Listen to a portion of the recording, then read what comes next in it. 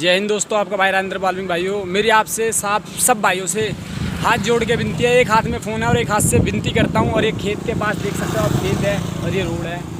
तो मैं आपसे हाथ जोड़ के विनती ये करता हूँ क्योंकि दोस्तों आप सिर्फ 2 मिनट के लिए दुआ मांग रहे हैं उन बच्चों के लिए जो कि हॉस्पिटल में एडमिट है। वो हॉस्पिटल में एडमिट है जो लोग ज़िंदगी और मौत के बीच में लड़ रहे हैं, जिसको करोना के बीच में, क्योंकि हमारे देश के अंदर में जो करोना फैल रहा है, बहुत तेज़ी से फैल रहा है करोना वायरस। इस लॉकडाउन का पालन हम और सब आप मिल के करेंगे। और मैं ये कहना चाहता हूँ और मेरा एक मैसेज है, क्योंकि दोस्तों ये बुरा वक्त जो चल रहा है ना, इस बुरे वक्त से हमें लड़ना है और आपको लड़ना है। क्योंकि अगर इस करोना के अंदर में अगर आपसे अपना बिछड़ गया या अपना आपको छोड़ के चला गया, तो आप वीडियो किसको दिखाओगे और किससे आप अपना सुख दुख बांटोगे? क्योंकि जो माँ जिस बच्चे को पालती है अपने छाती से लगा के 9 महीने पेट में रख के जब उसको ये संसार दिखाती है, जब वो बच्चा इतना बड़ा हो जाएगा, वो अपने माँ बापों के हर समान ज़रूरतों को पूरा करके देगा। लेकिन करने के बाद, देने के बाद में क्या पता वो इसी वायरस में अगर जकड़ गया, तो क्या वो माँ जिसने उसे पाला, क्या वो खुश रह पाएगी? क्या उसके आँख के आंसू रुक पाएंगे? दोस्तों आपको पता है कि हरियाणा के अंदर में रमन बाल्मीकि का आपने नाम सुना होगा, क्योंकि हरियाणा से मेरे पास मैसेज आया था। मैं ये कहता हूँ कि मेरे मामी मामा बहुत अच्छे मिले और मेरे माँ बापों ने कभी मुझे गलत संस्कार नहीं दिए। आज जो मैं आपसे बढ़िया बात बोलता हूँ, जो अच्छे मेरे बोलता हूँ, क्योंकि हर आदमी के अंदर एक ना एक हुनर होता है। तो मैं यही कहता हूँ, वहाँ से मैसेज आया कि मुझे पता लगा कि रमन बाल्मीकि की हत्या हो गई है या उसको किसी ने मार दिया है। तो लेकिन उसके घर वालों के ऊपर क्या असर बीता होगा उसके, क्योंकि वो भी किसी की बहन का भाई था, किसी माँ का बेटा था ना। क्योंकि दोस्तों आप भी किसी बहन के भाई हो और आपके भी कोई माँ बाप है और आप भी किसी के माँ बाप हो।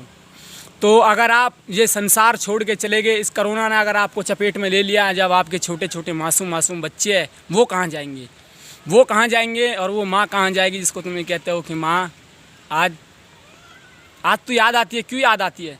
क्योंकि दोस्तों जब समय निकल जाएगा, जब आपके अपने चले जाएंगे, तब आप सर पकड़ के रोओगे और ये कहोगे कि शिरडी के साईं बाबा कोई फ़ायदा नहीं है इसके पास में मंदिर में जाने के लिए, सिर्फ ढोंगी बाबा है, ढोंग करता है, या हमारे बच्चों को बकस नहीं कर सकता। इसलिए मैंने शिरडी के साईं बाबा से कहता हूँ कि शिरडी के साईं बाबा तू मेरे माँ बाप की ज़िंदगी मेरी झोली में डाल दे। मुझे पता है कि बाबा जो इस संसार में एक दिन आया, एक न दिन जाना ही सब ने। जो संसार में, ये संसार का नियम है, जो इस धरती पर आया एक ना एक दिन जाना सभी को। लेकिन बाबा तू ये बता, अगर इस बीमारी के अंदर में अगर तूने मेरी माँ छीन ली, क्योंकि तू भी उन्हीं लोगों से प्यार करता, उन्हीं बच्चों से प्यार करता जो अपने माँ बाप से प्यार करते हैं। जब वो बच्चे अपने माँ बाप से प्यार करने लग गए, तो बाबा तूने उसको क्यों छीन लिया? वजह क्या है?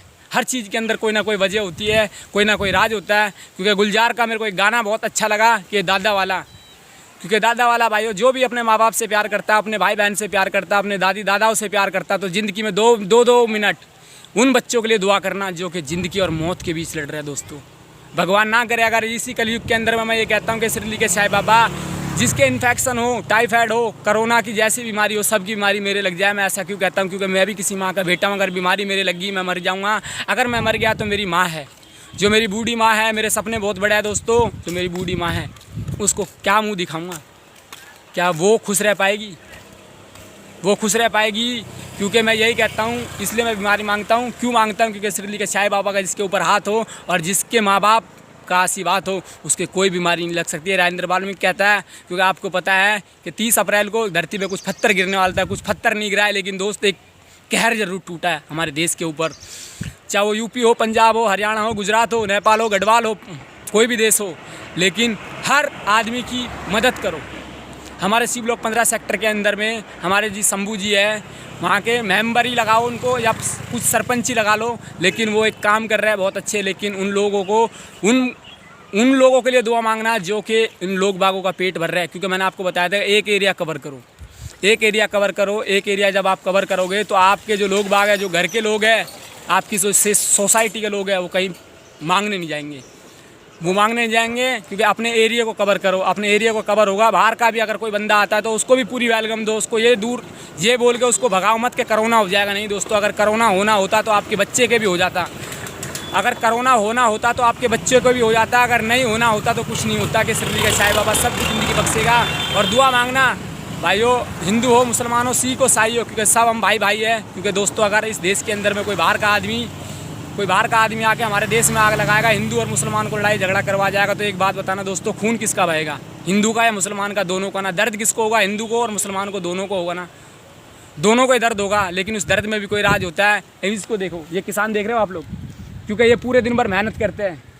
ये किसान को देखो, क्योंकि ये किसान पूरे दिन मेहनत करते हैं, और मेहनत करने के बाद जब इनको मेहनत का फल वो सिरली का साईं बाबा देता है, क्या देता है इनको? हरी हरी सब्जी। जब इनके पूरे दिन हो जाता है, क्योंकि कई कई किसान और कई कई खेत ऐसे होते हैं दोस्तों, जिनके अंदर में आप किसान पूरी ज़िंदगी अपनी काट देता है, लेकिन उसको उसकी मेहनत का फल नहीं मिलता, ना उस खेत में कोई बीज आता। लेकिन फिर भी जब उसके बच्चे भूखे मरने लग जाता है, वो परम पिता को याद करता है, तब उसी खेत के अंदर इतनी हरी भरी हरियाली कर देता है कि उसके पास कभी पैसों की कमी नहीं होती। जब उसके पास में पैसों का ढेर लग जाता है, तो हम जैसे गरीबों को भूल जाता है। उसके अंदर एक घमंड आ जाता है कि मैं ही मैं हूँ। हर बाप का एक बाप होता है, हर शेर को सवा शेर मिलता है।